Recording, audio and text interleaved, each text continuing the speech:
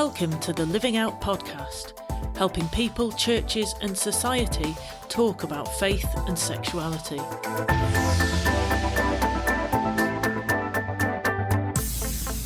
Hello and welcome to the Living Out podcast. If we haven't met before, my name is Ed, and this is, believe it or not, the season opener for season 3 of the Living Out podcast, and it's great to have you with us today.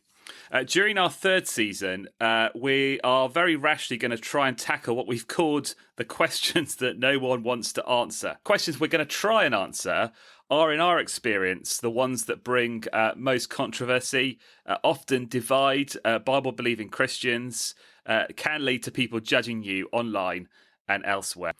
Questions we're going to cover on this season include questions like, can a Christian say that they're gay? Is being same-sex attracted inherently sinful? Can Christians go to a gay wedding? And then today's, should gay conversion therapy be banned? That is today's question that no one wants to answer.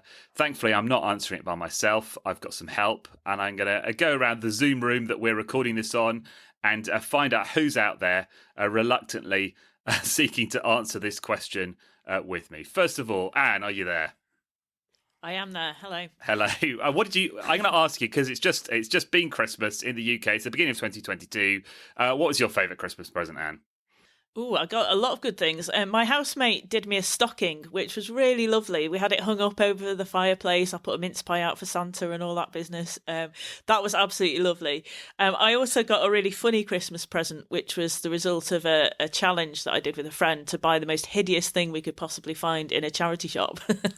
And she got me a decorative bejeweled stiletto ring holder, Wow. which I can safely say is hilarious, but also absolutely hideous, and is going straight back to the charity shop in January. Do you think there's some charity shops that have these presents on loop? Yeah.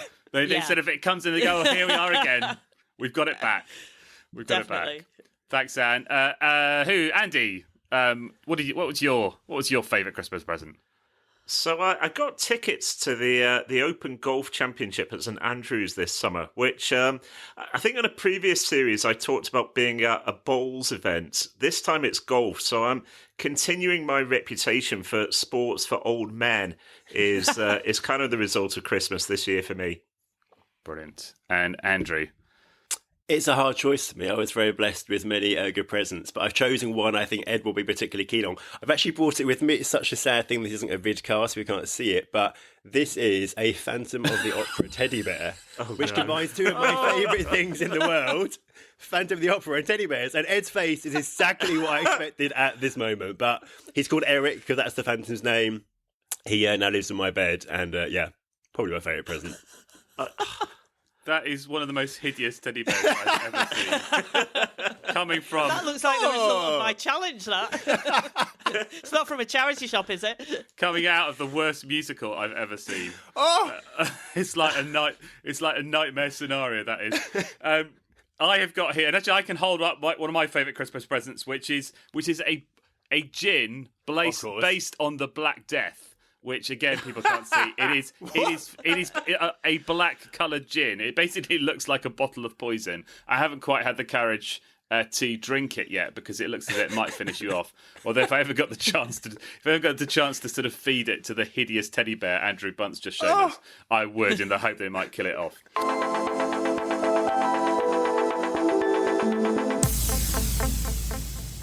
Turning to the subject matter of this podcast. Should conversion therapy be banned? Gay conversion therapy be banned? Probably worth just setting out a bit of context for what we're talking about. The UK government, many other national and state authorities across the Western world are committed to ending what has become known as gay conversion therapy, often by legislative means. And the question we're seeking to answer today is, should they? Should gay conversion therapy be banned? And I guess probably the first thing that would be most helpful to do is actually define what we're talking about, seek to understand what people are talking about when they talk about gay conversion therapy, when they try and ban it. Andrew, I think you're going to sort of help us on this one. What is gay conversion therapy? Well, when most people talk about it, it really is the phrase, because different people use this word differently. But I think when most people talk about it, most people just think of this concept. They think of attempts to change someone's sexual orientation through some sort of intervention. So it's attempts to change the kind of pattern, the direction of someone's romantic and sexual desires from being same-sex attracted to being opposite-sex attracted. And those attempts are through a various range of interventions of things. It's the reason some people say this should be conversion practices rather than therapy, because that's much broader than just a therapeutic thing. So sometimes that's being very physical things, awful things like corrective rape, electroconvulsive therapy, aversion therapy. Sometimes it has been what could be dubbed therapeutic stuff of kind of people exploring the impact of parental relationships or different things in their lives. Sometimes it's very spiritual things. Exercising gay demons is what some Christian traditions would seek to do to change someone's sexual orientation. And so traditionally speaking, generally speaking, that's what most people would think of as gay conversion therapy. But then some people unhelpfully try to broaden that definition actually to include not just the direction of someone's desires, but also the suppression of desires, so kind of self-control of desires, and even actually the changing of someone's behaviour, how they choose to respond to their sexuality, which is an unhelpfully broad term if we do that. So really we're best off to keep it to attempts to change someone's sexual orientation, the pattern, the direction of desires through some form of intervention. If people wanted to get a sense of what has happened, of what this is like, the impact on somebody, can anybody recommend things that they've read that's helped them to get a sense of what gay conversion therapy has looked like in practice in some people's lives? So if you read Vicky Beeching's autobiography, she tells the story of a youth camp. She was attracted to women as a teenager, and that resulted at the youth camp in an attempt to perform some kind of exorcism, presumably to try and make her straight and get rid of a gay demon, which ended up being massively painful for her. That would be one example. Yeah, and other examples that I've come across, just even on, there've been a couple of films recently made about how this has worked out in the US. So Boy Erased is probably the most sort of famous popular film on the subject, The Miseducation of Cameron Post. Both of those worth a watch to see the impact on people's lives, but also to, as it were, get a sense of what people are thinking we're talking about when we're talking about gay conversion therapy. So I've just mentioned a couple of films from the States talking about gay conversion therapy. Is gay conversion therapy just a sort of an American evangelical problem, Andrew? I think probably not, although I think it's been prominent there. So when people think of gay conversion therapy, they think of America, think of what was called reparative therapy, a certain expression of gay conversion therapy, which I guess would have been, I'm not sure, 90s, kind of end of the last century. It's been a prominent problem there, and in evangelical circles there, I think so. But I think it is seen internationally as well in different forms, actually. Have heard stories from around the world, including in the UK, very sadly, even though predominantly American stories are those that are known. Let's just chat a bit about some of the attitudes that might have, as it were, been behind gay conversion therapy, that have perhaps driven it, some of the misunderstandings, some of the theological missteps that Christians might have taken that led so much investment in efforts to change Christian sexuality from gay to straight. What are some of the things that have powered that, driven that, Anne? I think marriage is rightly recognised in the church as a good thing, but I think sometimes it's been idolised. So it's been seen as an ideal that everybody should be working towards. And marriage, as defined in scripture, is between a man and a woman. And therefore, for same-sex attracted people, in order to be able to marry somebody of the other sex, requires a change of orientation. What hasn't been recognised is that actually celibate singleness for a same-sex attracted person is also an amazing gift from God, is something that should be encouraged and valued and supported, that marriage is not the best or the ideal for everybody. So often people have been pushed into seeking change because there's this expectation that people should be getting married and having children in order to be faithful as a Christian. There's a theological issue there as well, in that there's an assumption that anything that is less than ideal, anything that anybody finds difficult, an expectation God will remove immediately. Whereas as you look through the Bible, as you look through church history, you see God often allows people to live with something they find painful and does good work in people's lives as a result. So one of the reasons gay conversion therapy has had some traction in church is a theological misstep that God will sort everything immediately rather than ultimately solving all things in the new creation. I think another belief that has underpinned gay conversion therapy approaches is the idea that the experience of same-sex attraction is always caused by something specific. That there's kind of a root cause, and if we can deal with the roots, then the shoots of same-sex attraction get dealt with. It's like weeding; you take up the roots to get rid of the weed. And so often that's been things like people assume same-sex attraction is rooted in problems between the relationship between the person and their parents, and that some sort of exploration of the impact of parental relationships will change experience of sexuality. Sometimes, similarly, it's kind of believed to be some sort of traumatic event in the past is the root of same-sex attraction. And actually, if that is dealt with, then change will happen.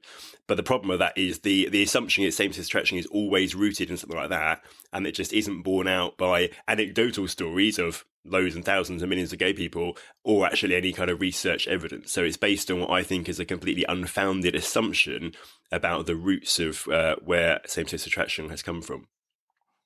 And it's also, isn't it, being driven by this whole understanding that's sometimes out there that godliness is heterosexuality, which is an odd one, isn't it? Because actually godliness is being like Jesus. And that may or may not mean that somebody moves from being a homosexual to a heterosexual. And actually, Christians investing too much in the language of heterosexuality and homosexuality is slightly odd because those aren't biblical concepts. They're concepts that landed in this world in, 1870s in Germany.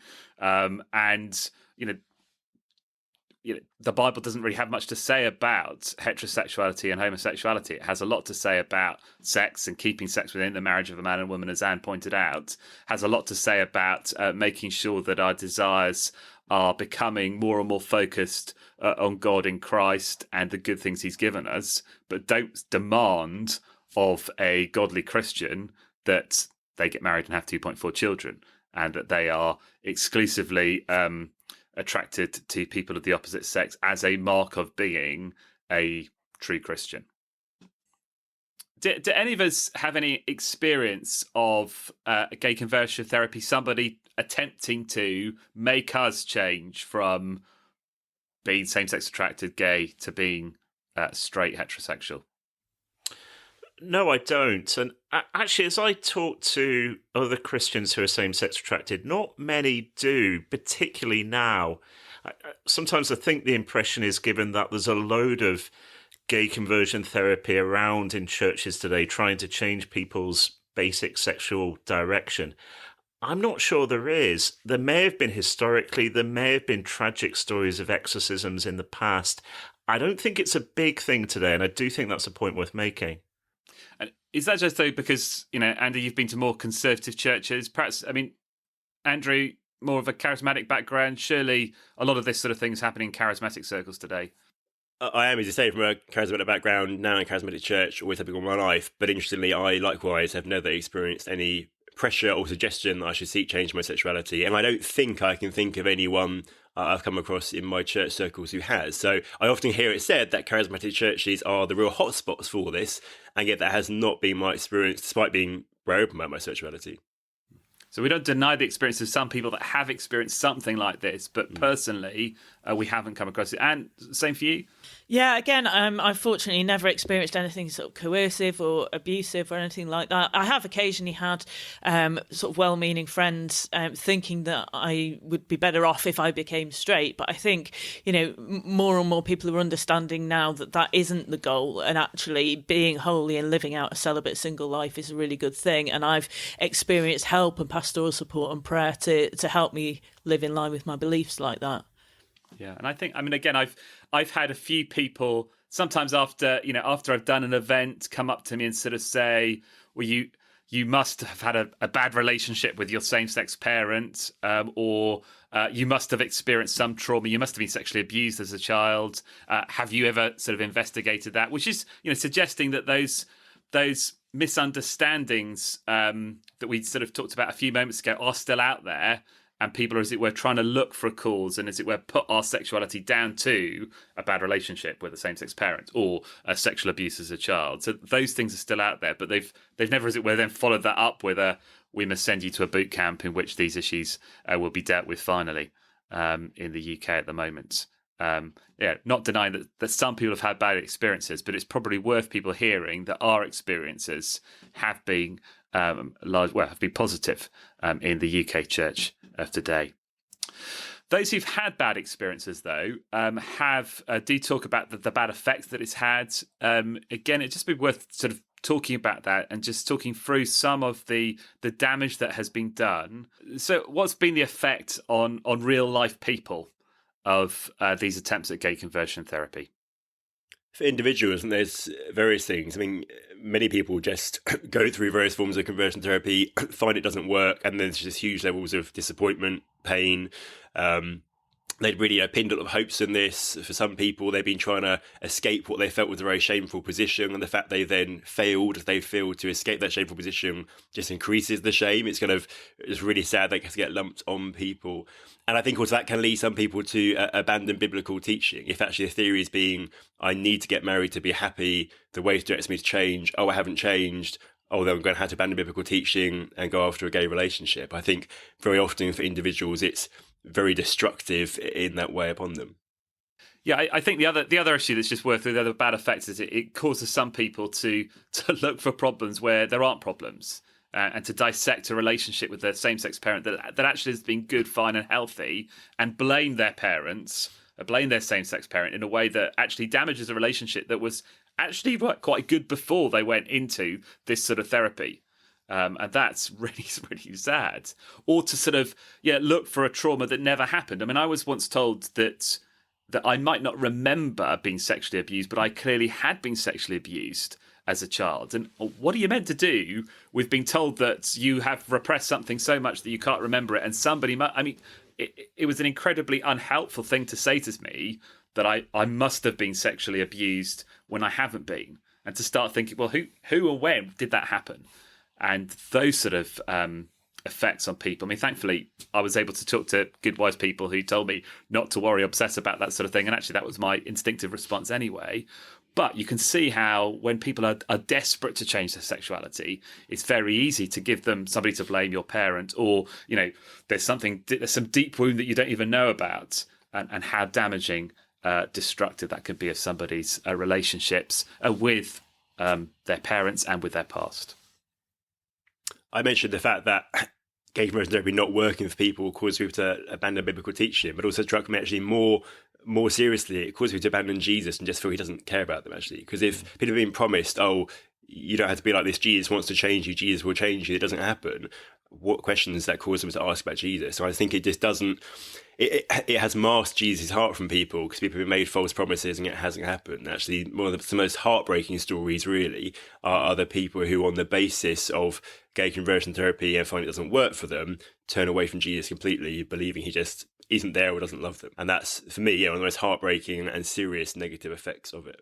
So I hope that by now you're getting the impression that we at Living Out do not support what is popularly known as gay conversion therapy. We've given you some of the reasons why, some of the thinking behind that. On the website, I've written an article which goes into a little bit more detail and in some ways sets out a bit of a position paper from Living Out as to why we don't support gay conversion therapy. After the break, we'll come back and sort of seek to answer some of the questions that you might have off the back of what we've talked about so far. Hello, Anne here with an exciting announcement. The Living Out team are going on tour. We've got 3 training days to explore sexuality in our culture, the biblical picture, and how we can support same-sex attracted Christians at church. So we're going to be in Cheltenham on Saturday the 29th of January, Leicester on Saturday the 5th of March, and Lancaster on Saturday the 19th of March. You can find out more details and book on our website livingout.org. Also, just to let you know that our friends at True Freedom Trust are running a women's conference in London on the 26th of February, where Jeanette Howard will be speaking on the theme of My Beloved, My Friend. For more information and to book that event, go to truefreedomtrust.co.uk. So at Living Out, we don't support efforts to change someone's sexuality from gay to straight through any type of therapy. Does this mean that we don't think anyone's sexuality can ever change? Andy? God can do anything, so it's possible for God to change people's sexuality. It's probably also worth saying that there is some evidence of a little bit of fluidity around sexuality, perhaps particularly amongst women, perhaps particularly at a younger age. So at one level, it is possible for people's sexuality to change. But it seems to me the normal way in which God works is he doesn't change our sexuality, but strengthens us by the power of the Holy Spirit to live faithfully with our sexuality and to learn lessons about depending on him and learn lessons about empathizing with people in the midst of that and to learn lessons about deep friendships. So God can change our sexuality. Sometimes that can be altered for people, but normally it seems to me the way God works is to leave us with our sexuality and help us to flourish in that situation. I think it's interesting to note when you hear the stories of people who say they've experienced change, which is important to listen to. In the same way we must hear stories of people who say, actually, these things harmed me. We should listen to stories that actually, I've been helped, I've experienced change in my sexuality. Often when you dig deeper, it can be presented as radical change taking place. Often when you dig deeper, very small amounts of change have taken place. So someone is still predominantly same-sex attracted, but actually maybe has experienced a bit of opposite-sex attraction, maybe finds someone they feel they can marry. Or sometimes the change isn't actually the direction of desires, it's in how someone self-identifies. You know, I previously thought of myself as a gay man, now actually I think of myself as someone who just experiences these type of desires. Or behaviour, sometimes the change actually just is behaviour. I was struggling not to sleep with men, someone would say, no, I'm not. And so I think we should listen to stories where people say change has taken place, but we should also be really careful to ask what change has taken place. What does it actually mean? Because I worry sometimes those stories can be a little bit misleading if we don't look at the detail a bit more. And a great example of that would be Sean's story on the website, wouldn't it? Where he talks about exactly the sort of a small amount of change that's happened in his sexuality in those sort of terms. Does this mean that we don't think that same-sex attracted gay people should ever get any sort of professional counselling or pastoral support about their sexuality? Anne? I think we're really clear that that we don't agree with coercive or abusive practices, anything like that, to change people's sexuality. But I think it's important to separate that out from pastoral support that helps people to live in line with their faith convictions. I mean, sexuality is a big deal for everybody, isn't it? Whether you're gay or straight. And I think the freedom to be able to explore it, especially in terms of our beliefs and the way that we want to live our life, is really important. So when I was younger, I really benefited from some counselling where, amongst many other things, I talked about my sexuality and worked through that with the counsellor. And she really helped me to see how I could bring my sexuality under the lordship of Christ. As a single same-sex attracted person, you know, that means I've made choices that I don't want to be sleeping with somebody unless I'm married to them, and if I do get married, that would be to a man. And so actually counselling was really helpful to enable me to live in the light of my strongly held convictions. I've also received really helpful prayer and support from friends in a kind of informal way as part of the life of the church, and that's really helped me to live out my beliefs and help me to flourish actually as a single person. So I don't want people to be banned from getting the help that's been so beneficial to me. Thank you.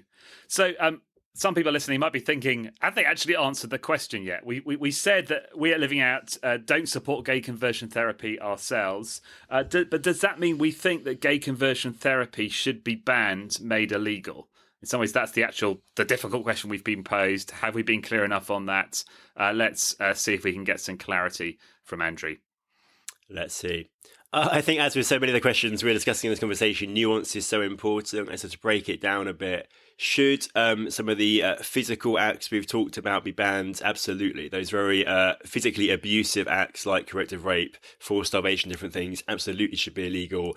And in most places, so in the UK, definitely already are illegal. And the UK government have acknowledged that and have no intention of introducing new law for that because that's already illegal. And we should, as Christians, be the first to say any physically abusive practice should be illegal as it already is. Beyond that, things get a bit more complicated. We come away from physical practices.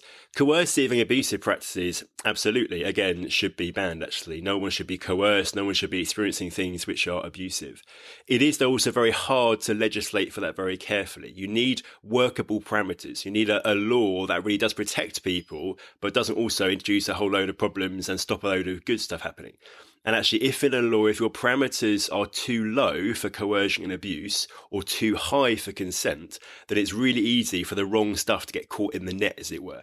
So coercive and abusive practices should absolutely be stopped, and law can do that, should be involved in that, but it has to be done really carefully to make sure that other things aren't caught up. So the issue of definition is really important, and those parameters of what does coercion and abuse look like, what does consent look like, are really important. Because the real risk is stuff which many of us have found to be really helpful and that isn't harmful, such as some of the things Anne just talked about, pastoral support, prayer, receiving biblical teaching, all those kind of things, that could unfairly, unhelpfully get caught up in that as well. And my belief is there absolutely should be legislation to stop coercive and abusive practices if those are taking place. But actually, really, the most important thing is education. And what I really believe is any laws that get passed that mustn't stop churches having discussions, wrestling with biblical teaching, us being able to do the kind of work we do, because really a law is never going to change hearts anyway. Law can never truly change things, but actually learning, education, the Spirit of God and His work in our hearts can.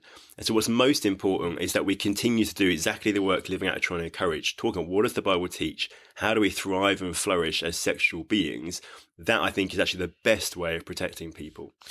Yeah, and my fear is that if a very restrictive ban comes in, then it's actually going to stop gay people from being able to talk about their sexuality. It's going to discriminate against LGBT people in church, and it's going to stop them receiving the sort of help that is freely available to straight people. If there's this threat of prosecution hanging over religious leaders, youth leaders, ministers, that kind of thing, it will deter them from actually supporting LGBT people in the way that they would easily and happily support straight people. So it could have a really detrimental effect in terms of, sending people back into the closet, making gay people unwilling to talk about the things that they're facing, and actually making the people around them in churches particularly unwilling and unable to support them. We probably feel that quite keenly as the four of us, that the last thing we would want is the 16, 17-year-old version of us to say, I can't talk to my pastor because they might get in trouble. That's just a desperately awful place to be. And so that's why we're particularly fearful of poorly drafted legislation on the issue of gay conversion therapy. Yeah, and so any of us living in jurisdictions where gay conversion therapy is being talked about as being banned are wanting to ban what is harmful and damaging to people like us, but also protect and make sure that people like us do still have access to good pastoral counselling and support from within the worldview that Christianity gives us in the Lord Jesus Christ. And we just want to make sure that, harmful things go away, healthy, helpful things are protected. And certainly in the UK context, that's what we're really working to do at the moment. There's a government consultation on legislation to ban gay conversion therapy. We're involved, encourage other people in the UK who are listening to this to get involved in making sure bad stuff is banned, but good stuff is preserved. Hey, thanks everybody so much for taking part in this episode, part of our season, questions no one wants to answer. Thank you for being so up for answering a question that no one wants to answer. The good news is there are going to be plenty more of these questions. Let's see. At the moment we've got 4 members of the Living Out team. Potentially by the end of this series, it could just be one person here because we recognise that nobody wants to answer the particular questions we're getting onto. But thank you for taking part in this one. You might think we've just scratched the surface. In some ways we have. There are a lot more resources on the website talking about these experiences and these issues, a number of blog posts and articles that the show notes will point you to. We'll be back with another question that nobody wants to answer in a couple of weeks' time. Do subscribe to this podcast to make sure you don't miss an episode. And if you've enjoyed this discussion, if it's really helped you understand the whole debate around gay conversion therapy, pass this podcast on to a friend, to your church leader, so that others get to benefit, hopefully, from it too. Thanks to the team for joining me, thanks to you for listening.